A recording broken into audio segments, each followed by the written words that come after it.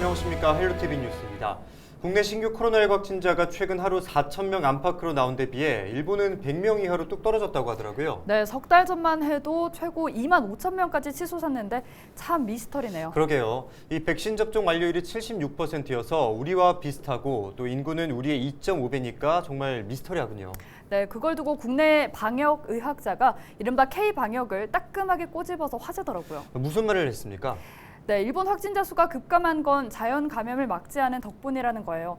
한국은 국가가 과장된 공포를 조장하고 이를 방역의 성과로 활용했다는 주장입니다. 네, 그 말이 맞는 건지 그리고 의문의 일본 확진자 급감 원인이 뭔지 꼭 밝혀졌으면 좋겠습니다. 헬로티비 뉴스 시작합니다. 전북 지역에서 이틀 새 코로나19 확진자 46명이 발생했습니다. 군산에서는 소규모 집단 감염이 발생한 유흥업소와 관련해 확진자가 추가됐습니다. 경찰이 순창 체계산 출렁다리 투기와 특혜 의혹을 받은 전 전북도지사 비서실장 사건을 내사 종결했습니다. 경찰은 혐의점을 발견하지 못한 것으로 파악됐습니다. 송지용 전북도의회 의장에게 인권 침해를 당했다고 주장한 도의회 사무처장이 사과를 촉구한 가운데 법적 대응을 예고했습니다. 연탄에 의지해 차가운 겨울을 나는 이웃들이 여전히 많습니다. 후원의 손길이 줄어들고 있는 가운데 10여 년째 나눔을 이어가는 봉사자들이 있어 주위를 훈훈하게 하고 있습니다.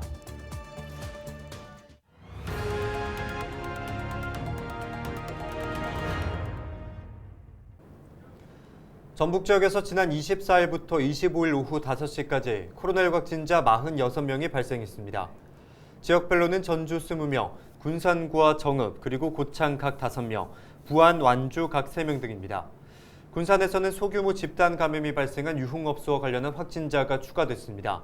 이 유흥업소를 통해 나온 확진자는 9명으로 집계됐습니다. 완주에서는 외국인 노동자 모임과 관련한 확진자가 3명 늘어 현재까지 26명이 감염된 것으로 파악됐습니다. 경찰이 순창 체계산 출렁다리 투기와 특혜 의혹을 받은 전 전북도지사 비서실장 사건을 내사 종결했습니다. 전북경찰청 반부패 경제범죄수사대는 전 전북도지사 비서실장 A씨에 대해 내사를 마친 뒤 입건하지 않기로 했습니다. 경찰은 언론 보도와 첩보 내용 등을 토대로 내사를 진행했으나 혐의를 발견하지 못한 것으로 파악됐습니다. A씨는 지난 2018년 순창군 부군수 시절 부하 직원이었던 B씨에게서 해당 부지를 매입해 상업용지로 용도를 변경했습니다. 또한 A씨가 비서실장 시절인 지난 2019년 해당 부지에 국비와 지방비 3억여 원이 투입된 사방공사가 진행돼 특혜 의혹이 제기됐습니다. 네, 아직도 우리 주변에는 연탄에 의지해 추운 겨울을 나는 이웃이 적지 않습니다. 하지만 연탄값은 오르고 후원과 봉사의 손길은 점점 줄어서 걱정인데요. 이럴 때일수록 800원짜리 연탄 한 장의 가치는 어려운 이웃에겐 클 수밖에 없습니다. 올겨울 이웃을 위한 작은 관심과 나눔의 손길을 내밀어 보는 건 어떨까요? 정명기 기자의 보도입니다. 갑자기 추워진 날씨 속에 연탄을 나르는 손놀림이 분주합니다. 손에 손을 거친 연탄이 창고에 차곡차곡 쌓입니다.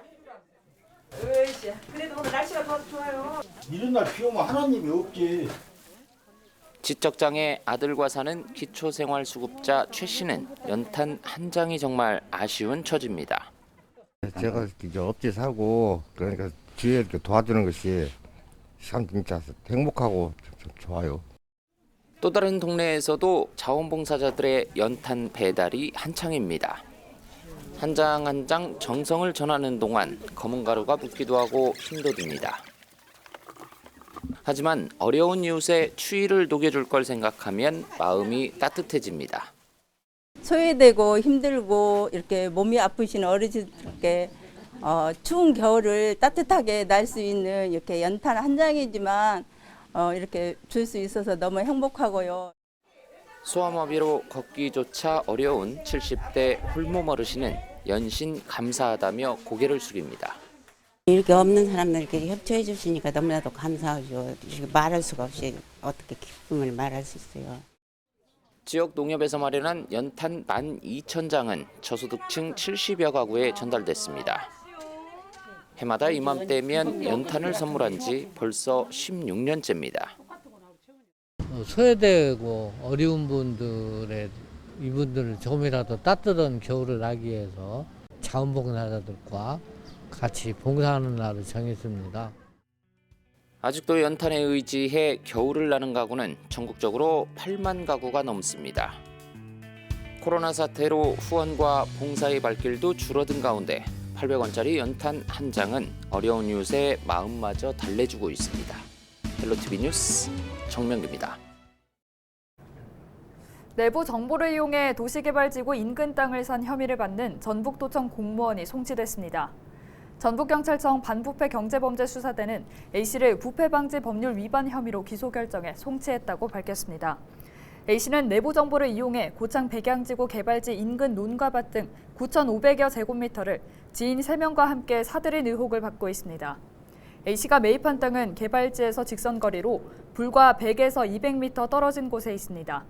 경찰은 지역개발 정책 담당 부서에서 근무하는 A씨가 내부 정보 없이는 개발지 인근의 땅을 구매할 수 없었을 것이라고 보고 전북도청과 전북개발공사를 압수수색하는 등 수사를 이어왔습니다.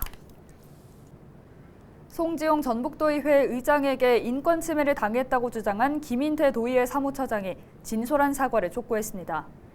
김인태 처장은 25일 입장문을 내고 폭언 사태 이후 자신이 도의회 인사권 장악을 위해 이번 일을 벌였다는 2차 가해가 이루어지고 있다고 밝혔습니다. 김 처장은 이는 분명히 명예훼손에 해당한다며 이런 주장에 대해 법적인 조치를 하겠다고 경고했습니다. 김 처장은 지난 19일 도 인권 담당관실에 송 의장에게 폭언을 듣는 등 인권 침해를 당했다며 인권 침해 신청을 했습니다. 이에 대해 송 의장은 폭언 사실을 인정하고 당사자에게 사과했습니다.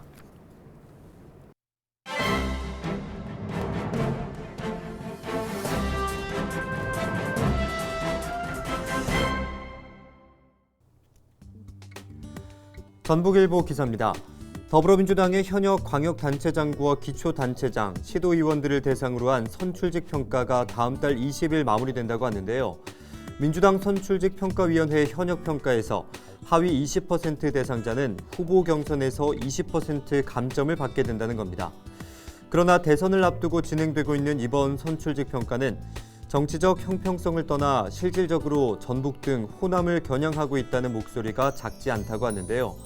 중앙정치권의 한 관계자는 민주당 공천이 아직까지 위력을 발휘하고 있는 지역은 전북, 전남, 광주 등 호남권이라며 선출직 평가가 전국 차원에서 진행되고 있지만 결정적인 영향이 미치는 지역은 호남이 될 수밖에 없을 것이라는 겁니다.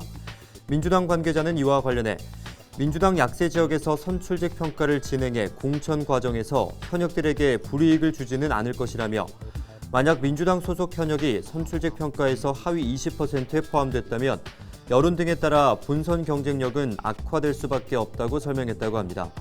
전북 지역의 기초단체 14곳 중 민주당 소속 현역 단체장이 재출마하는 지역은 단 6곳으로 전체의 42.8%에 불과한데 이들을 대상으로 심사를 진행해 무조건 한 명의 현역 단체장을 부적격 단체장 명단에 올리겠다는 것이 민주당의 생각이라고 신문은 전했습니다. 지금까지 신문브리핑이었습니다.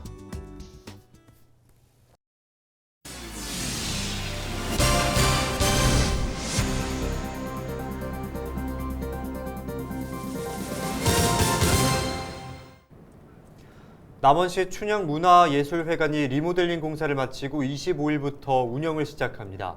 남원시는 사업비 52억 원을 들여 지난 5월부터 춘향문화예술회관 리모델링 공사를 진행했습니다.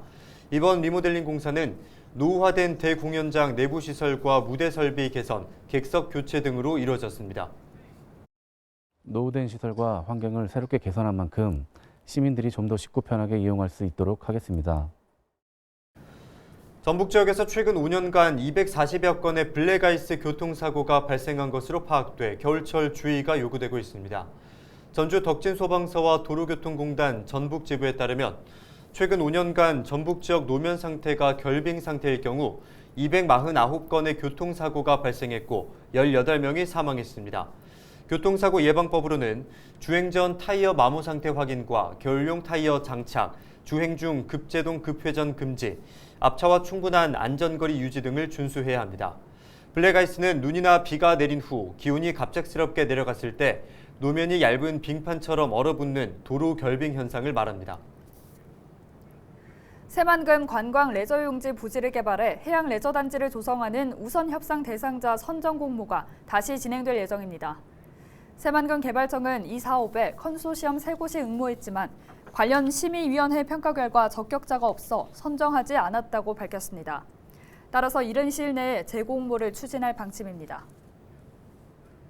정읍 태인 출신인 몽연 김진민 서예가의 생애와 사상을 주제로 한 학술 세미나가 정읍시청에서 열렸습니다. 세미나에 참석한 전문가들은 김진민 서예가를 재조명하고 그의 서예 근원 등에 대해 발표한 뒤 토론을 이어갔습니다. 김진민 서예가는 지난 1912년 정읍에서 무남 동료로 태어난 뒤 제3회 조선미술 전람회에서 최연소 입선하면서 서예가로 이름을 날린 것으로 알려졌습니다.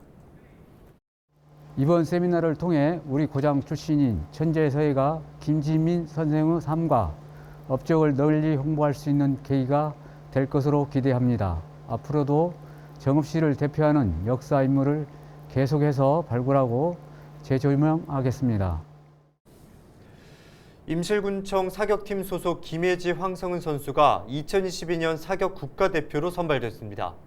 사격 국가대표는 올해 열린 4개 전국 메이저 대회 본선 합산 기록 순에 따라 선발됐습니다. 김혜지 선수는 10m 권총에서, 황성은 선수는 25m 권총에서 각각 나란히 5위를 차지하며 국가대표에 이름을 올렸습니다. 이상으로 뉴스를 마칩니다. 저희는 늘 지영민과 함께하겠습니다. 함께해 주신 여러분 고맙습니다.